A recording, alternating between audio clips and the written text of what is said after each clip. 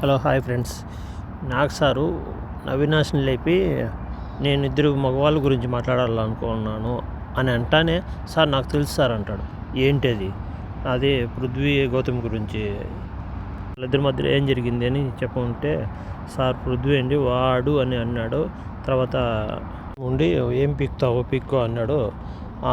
Prithvi sir ఏంటిగా పీకి ఎదురు అంటే బయటికి ఎదిరి అంటే విసిరేస్తాడు.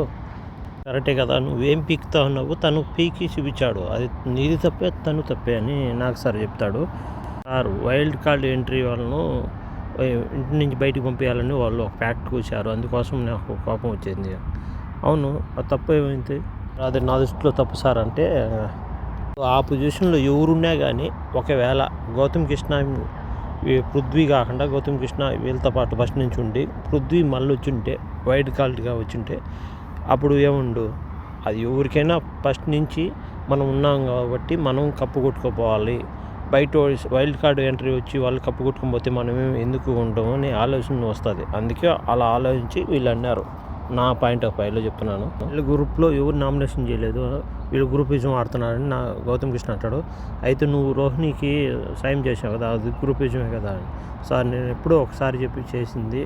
నాకు సార్ మాట్లాడుతూ ఉన్నాగా మధ్యలో మాట్లాడుతూ ఉన్నాడు, అందుకనే నాకు సార్ గట్టిగా రియాక్ట్ అయ్యి షటాప్ అన్నాడు. దాంతోపాటు గౌతమ్ నీకే కాదు పృథ్వీ కూడా, నీవు కూడా మధ్యలో మాట్లాడకూడదు. నేను మాట్లాడేటప్పుడు నీ హౌస్లో కంటెస్టెంట్ అనుకున్నావా, ఏమనుకున్నావు, ఒక యాంకర్గా చూస్తున్నావా సెన్స్లో చెప్పాడు. ఈశ్వరి ఒక అబ్బాయి ఒక అమ్మాయి ఉన్నారంటే అది కూడా నిఖిల్ పాపం యశ్వినికి వీళ్ళిద్దరి మధ్యలోనే వస్తుంది.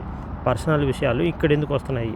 టేస్ట్ తేజ అవినాష్ కూడా ఉంటుంది, ఎందుకంటే వాళ్ళు వేరే వాళ్ళని రెచ్చగొడుతున్నాడు కాబట్టి. అంత అయిపోయినాక నబిల్ని టార్గెట్ చేసి ఒక మాట అనేసి వెళ్ళిపోయినాడు అవినాష్ టేస్ట్ తేజ, అందుకు ఆ విషయం కూడా ఉంటుంది అనుకుంటున్నాను.